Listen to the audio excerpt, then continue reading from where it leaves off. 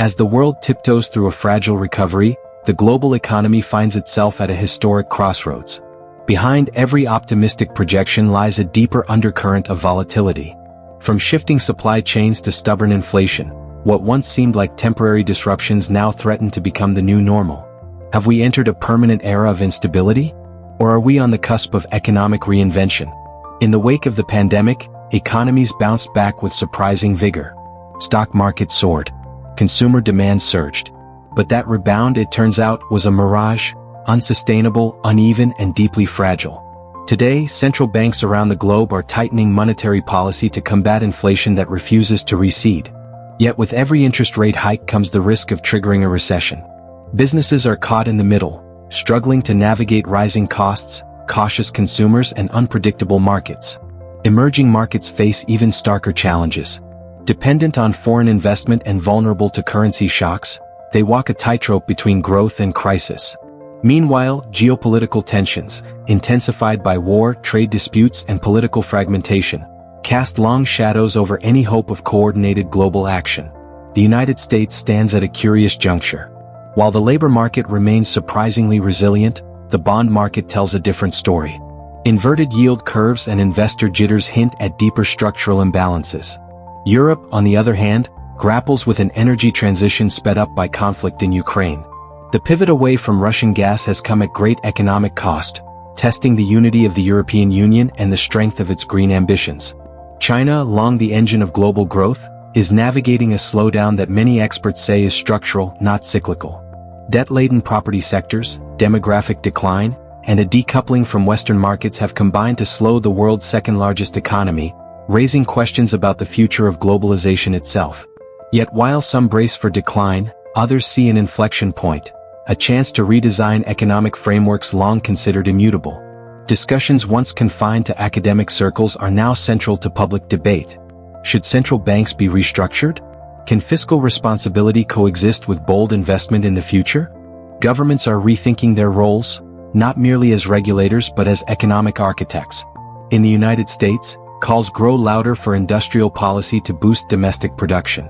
In Europe, the green transition is framed not just as a climate imperative, but as an economic necessity. In Asia, state-led innovation drives strategic sectors forward at breakneck speed. These shifting priorities are not without resistance. Budget deficits swell, fueling political discord. Debt ceilings are no longer technical issues. They're battlegrounds over national identity and generational responsibility. Who pays?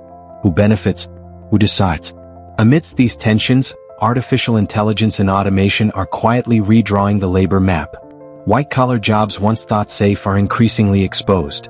Algorithms draft legal contracts, write reports, and even trade financial assets.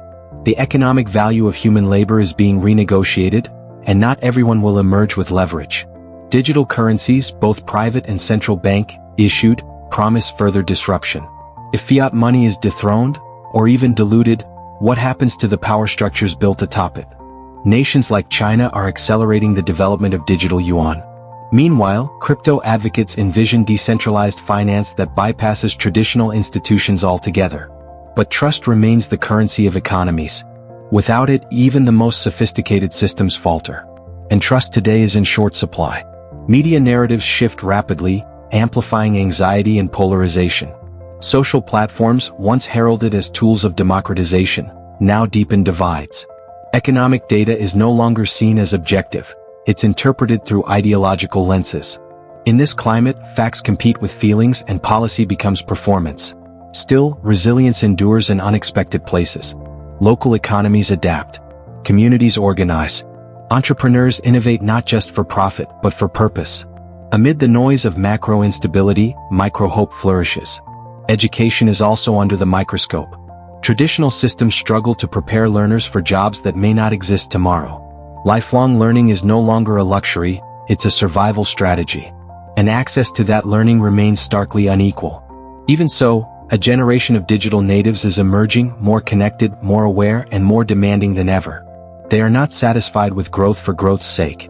They demand equity, transparency, and sustainability. Their expectations will reshape consumer trends, workplace culture, and civic engagement. In this evolving landscape, the lines between public and private, Global and local, financial and ethical are increasingly blurred. What does success look like in such a world? Is it GDP growth? Is it well-being? Is it resilience? Some argue for new metrics, indicators that measure human flourishing, environmental health, and societal cohesion. It's a radical shift in mindset, but one that may be necessary to truly understand whether we are advancing or simply surviving.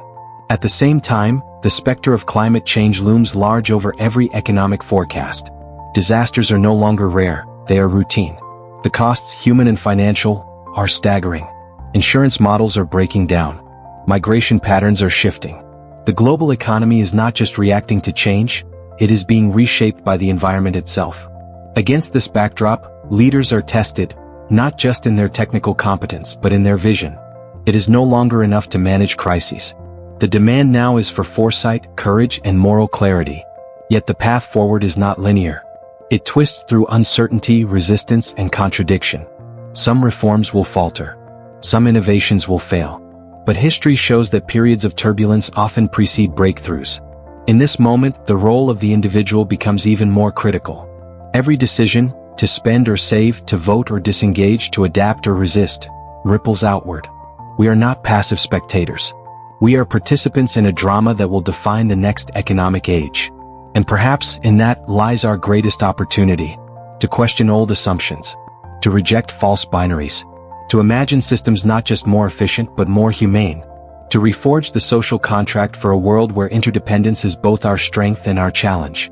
The next chapter of the global economy is unwritten, but the pen is in our hands. What story will we choose to tell? Will we build walls or bridges? Will we cling to scarcity or cultivate abundance? Will we protect privilege or expand opportunity? These questions demand more than analysis, they demand imagination. Because the future is not something we inherit, it's something we create. And the time to create it is now.